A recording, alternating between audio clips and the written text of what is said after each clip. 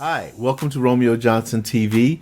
Thank you guys for joining me today. We're going to be talking about my experiences working with P. Diddy. For those of you who don't know me, if this is your first time, I'm Romeo Johnson. I'm a celebrity voice coach. I've had 30 plus years in this industry, and along with the experiences that I've had comes a lot of questions. On this channel, we talk about entertainment industry answers. One of the things that people come to me a lot in question about is P. Diddy. With all the rumors that are going around right now, did he do this? Did he do that? Is he this type of guy? Is he that type of guy? Romeo, you worked directly with him one-on-one, and you did 2 major television shows. What was that like? Tonight, we're going to get into it. My experiences working with P. Diddy. Let's go.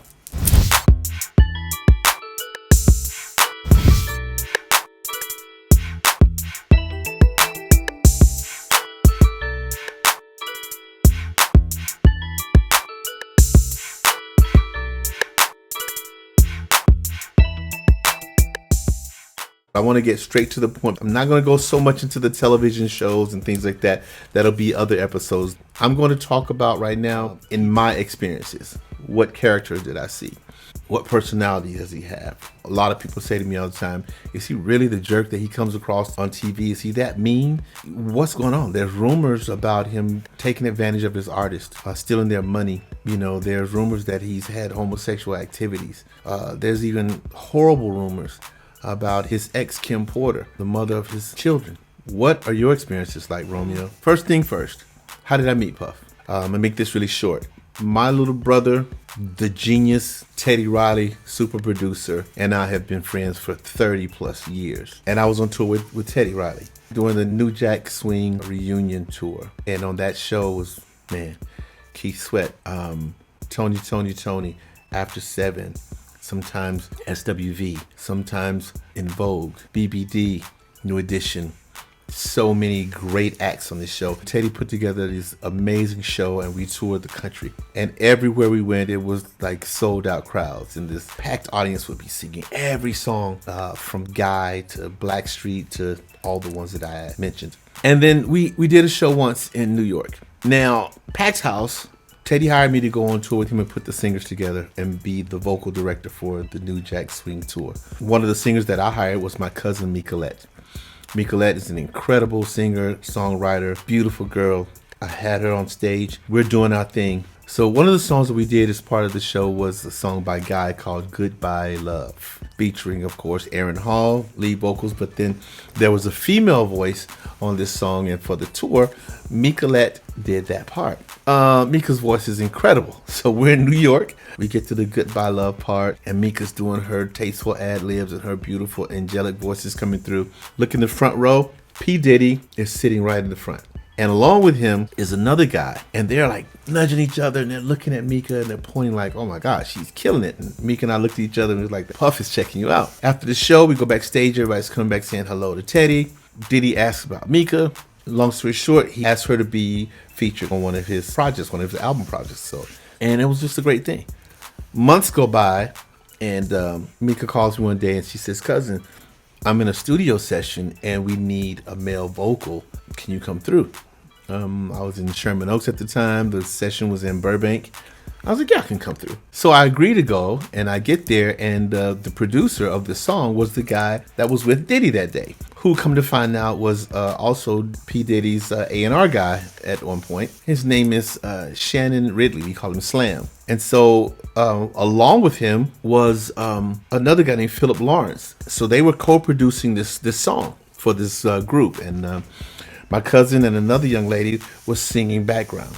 So I get there. That can go into his whole story, but I'm gonna skip past most of it. The session went great. Within that session, Slam realizes I'm a vocal coach, and he says, hey, would you work with the lead singer of my group? I would love to. So he introduces me to the lead singer of the group, Nikki 16 at the time, and I started to work with the lead singer for this group. Beautiful voice, and I think I had about 3 or 4 sessions with her. And Slam calls me and he says, there's a big meeting that was supposed to be in a month with Missy Elliott and Mona Scott. They wanted to take a listen to Nikki 16, but man, they just called me and said they're going to be in LA in a few days, and they want to know if we could go ahead and have the meeting. I'm really tripping out. I don't know if she's ready yet. Should I just put that meeting off and ask them to do it another time. So I said, well, no, I think, she's ready for it. We've been going over the songs that you guys were planning to do in your performances. And Slam says, man, this is a big meeting, man. I don't really want to do it unless I think she's ready.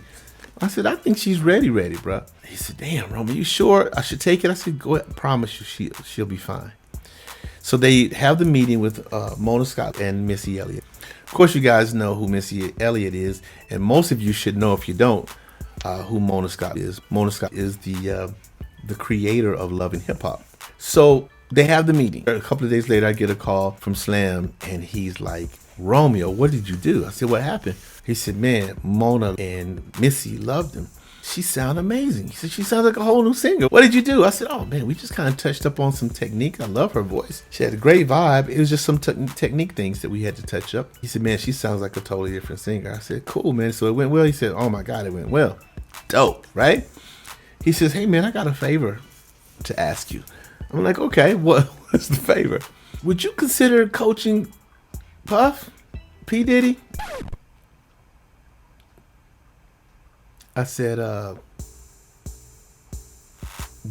singing? Yeah. I said, does he sing? Not really, but what I'm saying, he's putting together this record right now, man, where he's going to have 2 female singers called Dirty Money. And, he ain't expected to be no Luther Vandross or nothing, but he wants to be able to, to do a little something. So I'm thinking, if anybody can help him, you can. I said, okay, man, let me think about that for a second. Well, the reason that I was even hesitant is because at that point, Making the Band had already aired. And Diddy was already portrayed as this really mean jerk. He was disrespectful. He was, making people walk across the bridge to get cheesecake, belittling people. It was made to make him look like not a great person.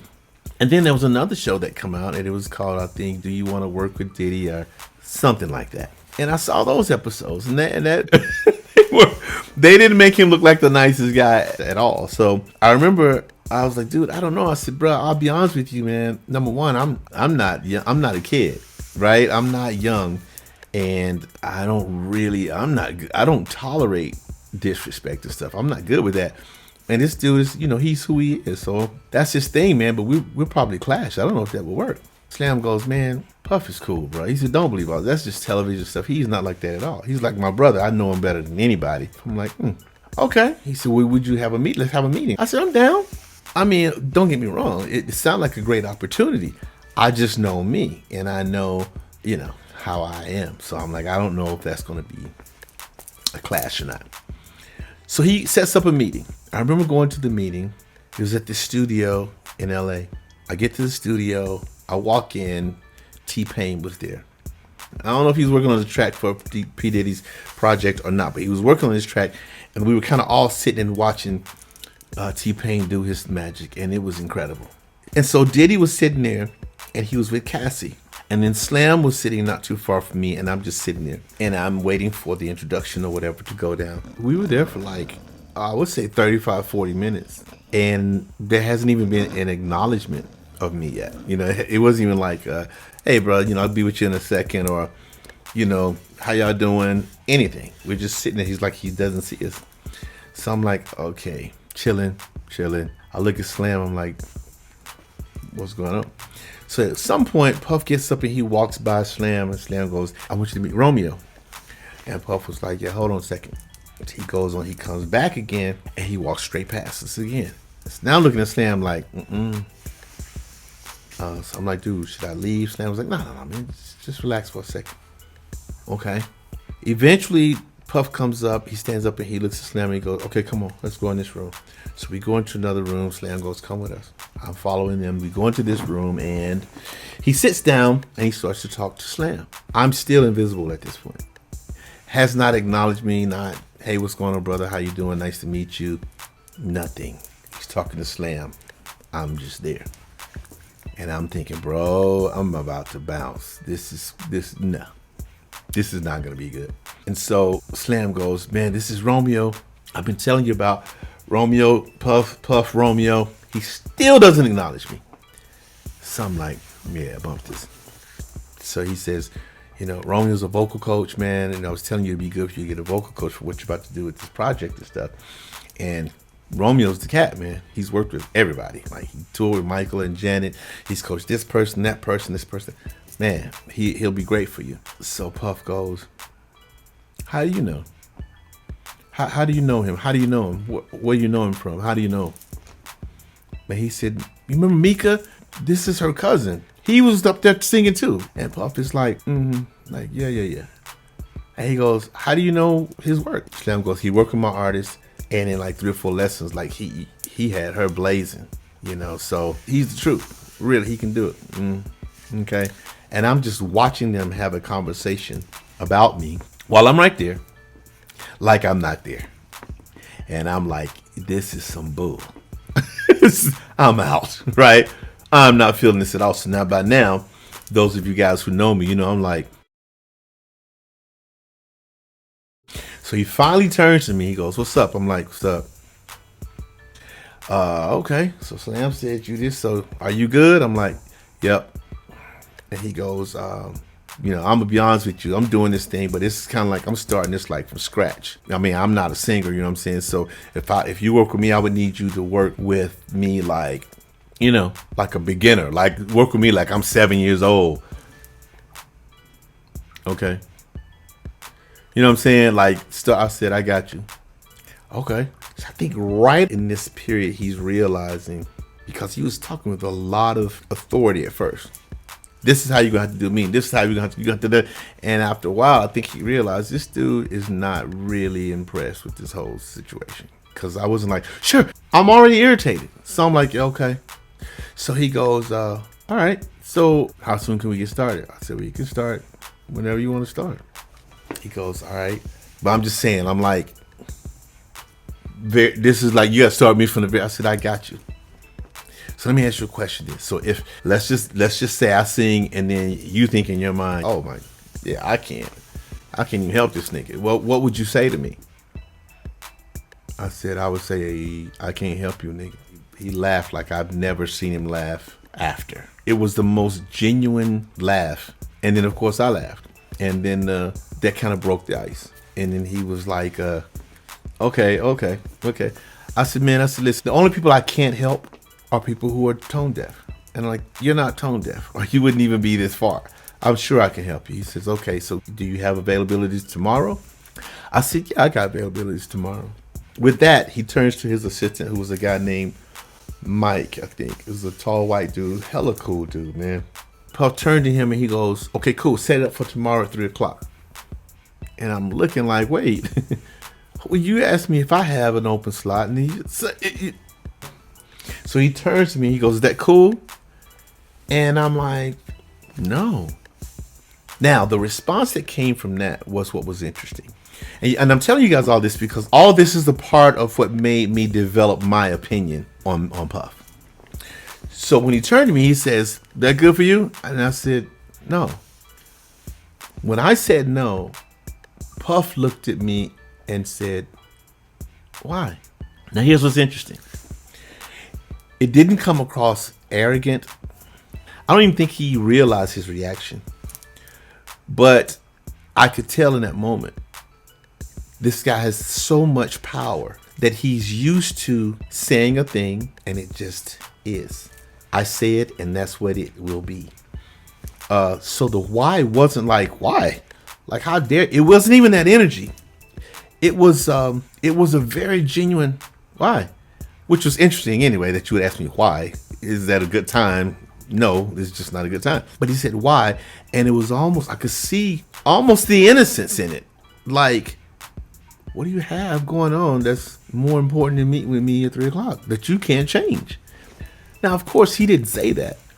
I don't even think that he knew that it came across like that. So I answered him.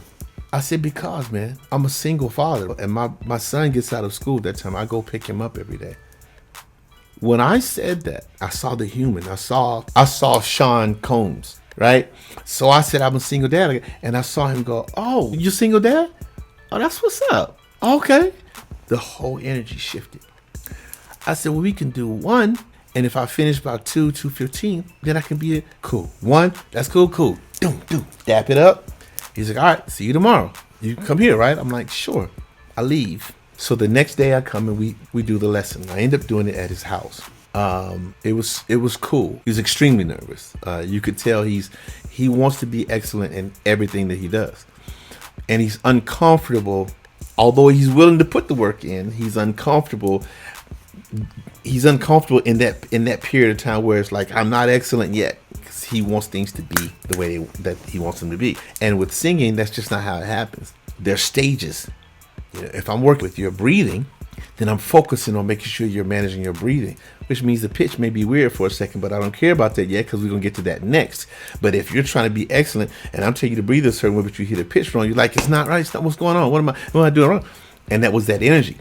So I had to tell him, don't worry about it. It's going to be good. One thing at a time. I got you. But he was definitely nervous. And I could see he wanted to be excellent. I finished the lesson. We go home. I get a call from Slam. And Slam was like, how was the lesson, man? I said, it was cool, man. I said, he was nervous, you know what I mean? But it's going to be all right. I mean, I said, the cool thing is that he was very teachable. Once we got in it, he was very open to listening. He wants to be good. He wants to be as good as he can be. So Slam goes, I asked him about you, after the first meeting. He said something very interesting. He said, man, I got respect for bro. I said, cool. He goes, you understand, that's not typical. Like, Puff don't give that up quickly. Unless you like Quincy Jones or somebody, he's not going to just say, I respect you. So then I realized that Slam had walked out of the room when Puff and I had the conversation about booking the lesson. So Slam asked me, he said, man, what happened after I left the room? I said, nothing. We just finished the conversation. He wanted to book the lesson for the next day. We worked it out, I think he wanted to do it at 3. I told him I couldn't do it at 3. I had to pick my son up, and I would have to do it at 1. So Slam goes, oh, that's what it is. He said, you told him you was a single dad. I said, yeah. He said, one thing about Puff, he's all about raising them kids, man. He loves his children. He loves kids, and he respects a man that's taking care of his kids. I was like, oh, that's what's up. I got it. That makes sense. Cool. So that was that. I ended up coaching him. I'd done about 2 or 3 lessons in or whatever. It's very interesting. I never start working without discussing the pay. I always make sure everything is in line before I start. And for some reason with this, I just hadn't done it. I guess I figured he's not going to have a problem paying whatever it is. So lesson 2, lesson 3, lesson 4 goes on. And in the meantime, Puff had asked me, he said, would you also coach Cassie? Cassie's new single had just come out. And they were getting to the point where they were wanting her to do live performances. And she was uncomfortable with it. It was all new to her. Everything was new to her. So I said, yeah, I work with her. And so I worked with her once, worked with her a second time. So we talked about understanding that you have to be you. Nobody's asked you to be Beyonce or Aretha Franklin. You just got to be Cassie. So let's just perfect that. In the studio, yeah, it's a lot of punching in, it's a lot of correction. Let's take this record and make it to where you can perform live what's recorded. That's our goal. So she felt a lot better.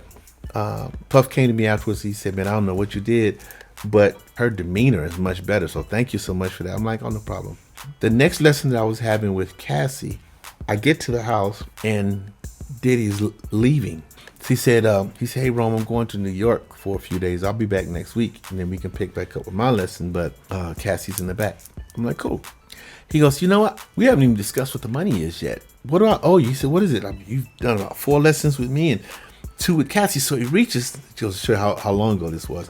He reaches in his back and he pulls out his checkbook. Boom. He goes, what do I owe you for 6 lessons? So I get ready to respond to him. And this is one of those moments. I call these God moments. I've had several in my life where literally God speaks through me and takes over me. Sometimes it's within an action. Sometimes it's within a decision. Sometimes God literally speaks through me. And this is one of those times. And the reason I know that is because what came out of my mouth was not me. It's not something I would typically say. And it definitely wasn't even the way I was thinking. So when he goes, hey, what do I owe you? And he's got the checkbook out. I said, you know what, man, don't even worry about it. Okay, every time I tell this story, I have to say, as I'm telling him, don't worry about it, there are a stack of bills at my house on the table waiting to be paid. Comes out of my mouth, don't worry about it.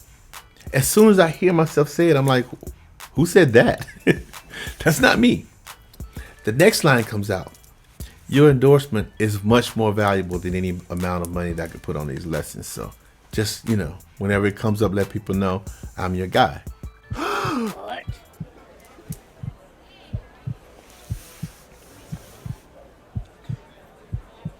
That wasn't me. I wasn't thinking that. I wasn't thinking that at all. That doesn't even sound like something I would say. The value of your endorsement far exceeds. It was some more crazy stuff. I was like, what? Who is this talking? Then he goes, are you serious? Are you for real? Now it's out there. And I'm thinking, huh? Are you sure? You for real about that? Yeah. So you don't want it. You don't want me to pay you. You just want me to. You just want my endorsement. Because God had put it out there now. I felt like I feel crazy. No. I want you to. I couldn't do that. So I'm just stuck. Yep.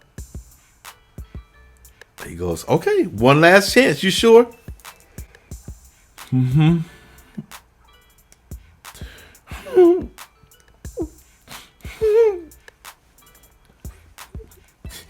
check back in his pocket. I'm thinking to myself, what did I do? Now, I'm a man of God. I've had these experiences enough to know that had to be God because it wasn't me. So part of me, the human, the carnal side is thinking, that's crazy. I messed up. What did I do? The spirit man was like, there's a reason. Just trust him and let it go. So I go back in the back and I start to coach Cassie. Every 15 minutes, I'm thinking, what did I say? I go home, prayed about it. I'll let it go. Go on and do my business for the next week or two. I'm coaching people. I'm doing what I need to do. I come home one day and the answer machine's on. I check the answer machine. Hi, Romeo. My name is blah, blah, blah, and I'm from MTV. We're working on a TV show called Star Maker. P Diddy Star Maker, as a matter of fact. And Mr. Combs said that in this show, we're going to need a vocal coach. And he said that we are to call you and offer you the job before we offer it to anyone else. It's your job if you want it. Call me back and let me know. Never done a TV show before. So I call the number back. We talk about it. The guy gives me all the details. Are you interested? I'm like, absolutely. So I start doing this show. We do all the episodes of that show. We wrap it up. All right. In this TV show, I'm a principal. It's myself and Rodney Jerkins and Lorianne Gibson and Paul Merkovich and Johnny Wright. And then the producers. It was my first experience and it was amazing. When it was over, it was taking a minute for it to air. Like I was telling everybody, I'm doing this TV show with P Diddy. And everybody was like, when is it going to come on? It was like taking forever to come on. So I'll never forget one day I was at Westfield Mall Terminals and I was looking for something in the Apple store and my personal assistant hit me up and she said, did you hear that Diddy's about to do another television show? Well, they just announced that he's doing another television show, but it's not called Making the Band, it's called Making His Band. You should call him and see if he may want you to be a vocal coach on this one as well. They seem to be pretty pleased with you on the other show. I'm like, say no more. I'm doing it right now. I call him on the phone. I literally stepped over inside the mall. He answers. Hello. I said, Puff, what's up, man? This is Romeo, the vocal coach. Yeah, people laugh at me because every time I talk to someone, I always say who I am thoroughly because I just don't assume that people remember me. People are like, you worked with him. You did this. I just do it. This is Romeo, the vocal coach, blah, blah. He goes, hey, man, he said, your ears must be burning. I'm like, word? Why? What's happening? He said, man, we're about to do another TV show. I said, I just heard about it. I was calling you to see if I can be down if you need me. He said, man, you got it. That's what we were just talking about. He said, so you want to do it? I'm like, absolutely. He said, all right, you in. Just that simple. So I do that show. That was Making His Band. Now, both of these shows, you have to understand, these were two of the earlier shows in reality TV. Making His Band was a show where it was myself, Rob Lewis, Nissan Stewart, and Omos. We were like the four directors. I was the vocal director. Rob Lewis was over the keyboards.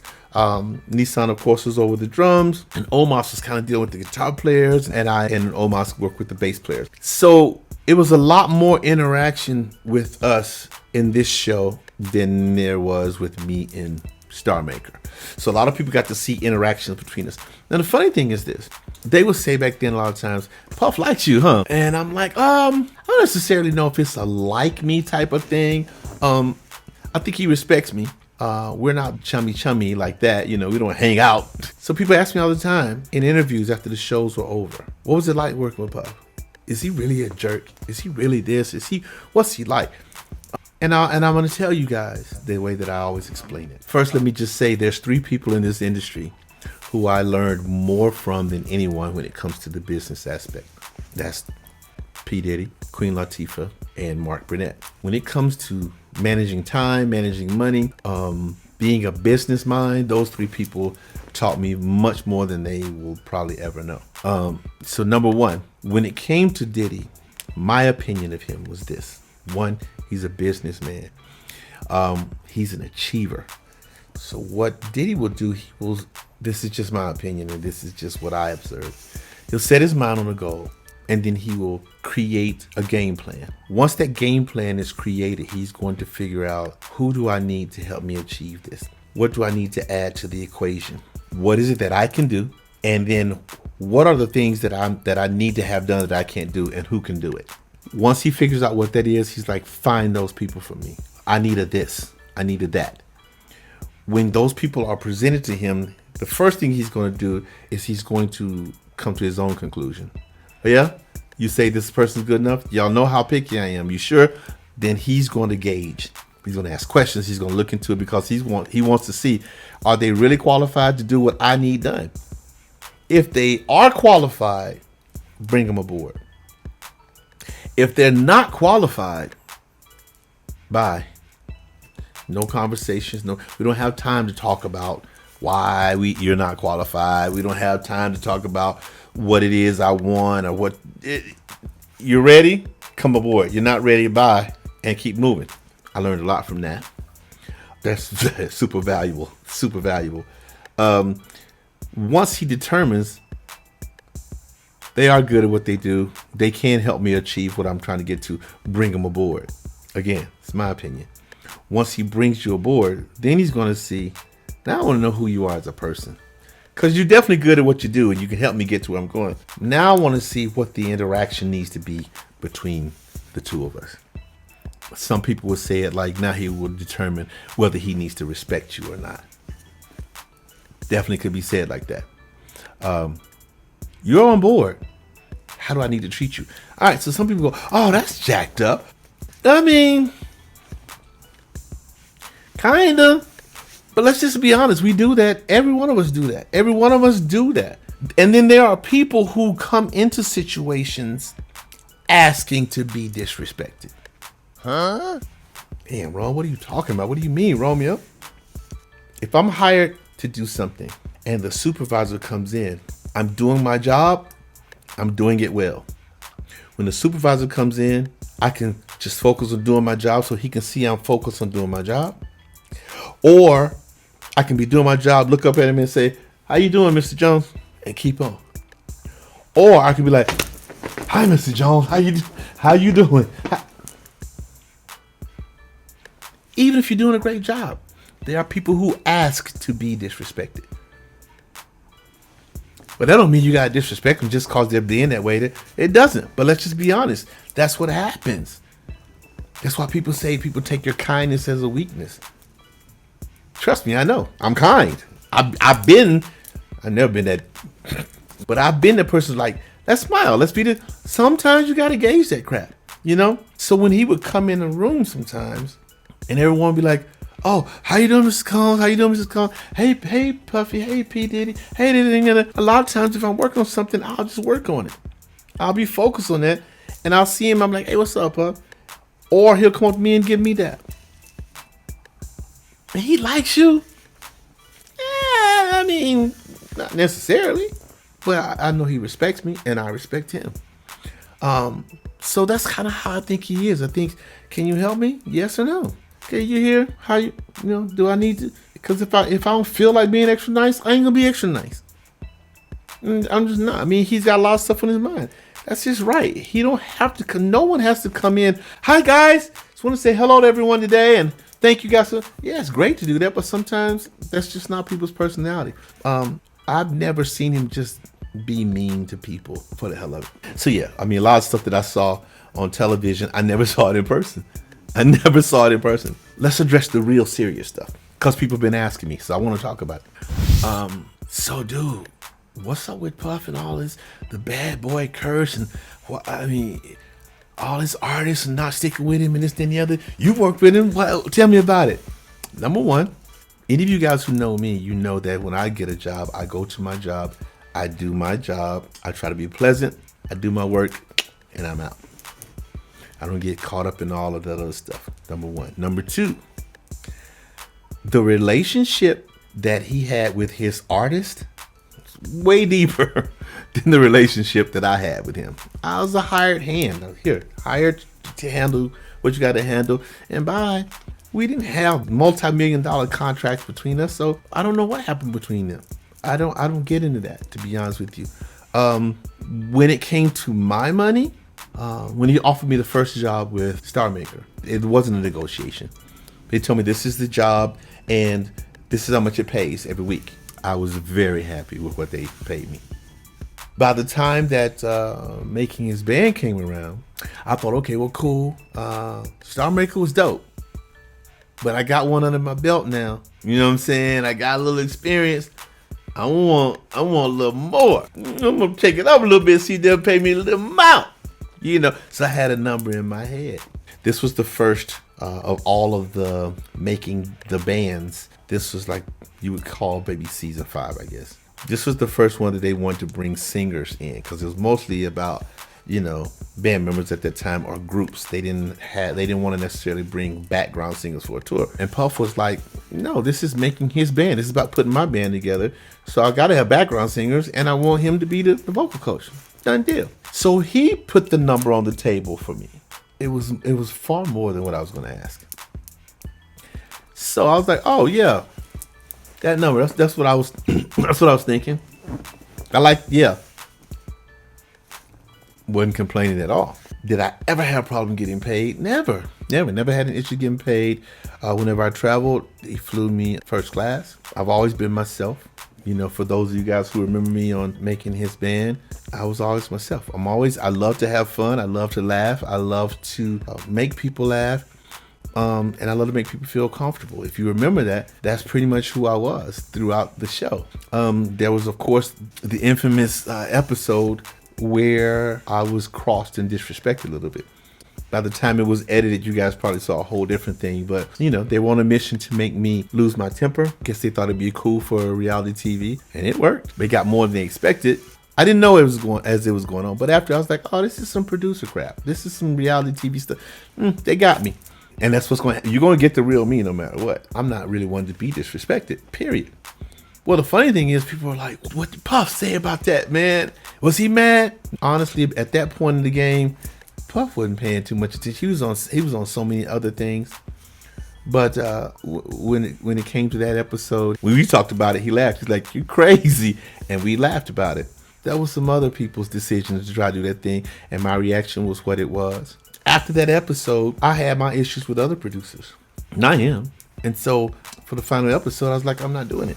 I'm not good. I don't like how you guys tried to present me to people, and I'm good. So of course they shoot the last final episode, and I'm not gonna go way into that, but I really could. I could. But anyway, they shoot the episode and they put another vocal coach there, and people were like, "What happened? Oh my God, what happened? What did you make Puff mad?" I'm like, "No." He invited me to his white party after that. He invited me to the rap party. We had a ball. It was TV. You know what I'm saying? And then after the shows were over, he said, "Hey, would you coach Quincy?" I'm like, "Of course." So I coached Quincy. Quincy was about 18 at the time, and I started coaching Quincy and coached him for a while. And then he became like another son to me too, because Quincy and my youngest son is around the same age. So Puff didn't have it. We had a respectful relationship, you know. And that was it. So We've addressed the is he a jerk? We addressed the money thing from my point of view. I never had a problem with the money. Remember, the relationship I had and the relationship he had with the artist is a totally different relationship. So people, you ask me because I work with him, but you gotta understand I don't have the relationship that they have with him. The other thing people keep asking me about is what's up with all this stuff about Puff and doing like some homosexual stuff. You know, what's up with that, man? Is that true? Which is funny. People always ask you, is that true? So basically what I guess you're asking me is, did I ever witness anything like that? The answer is no. He's never approached me with anything weird. I've never felt any energy towards me at all, nor have I ever seen him do anything with or towards any other man while I was around that would make me think that in the slightest bit. Personally, I've never seen anything from Puff that would make me go, Every time I've seen him, he's about business. It's always been masculinity. It's always been, a lot of times Cassie was around. So I've never seen anything that would make me think that. So people go, is that true? I don't know. Listen, and those people who say that that's the case, I'm not calling them a liar either. What I'm saying is I can only go by what I see. I didn't see anything like that. Never saw anything like that. This business is something else, man. I mean, it's a lot of craziness that goes on in this business. And then there's a lot of accusations of craziness that goes on in this business that doesn't happen. So yeah, I mean, I've seen it all, but I've not seen that from Puff ever. I'm not trying to defend him. I'm just telling you what I witnessed. I've never witnessed that. Of course, the most horrible thing is the whole, questioning the Kim Porter situation. That's just a touchy ass subject, man.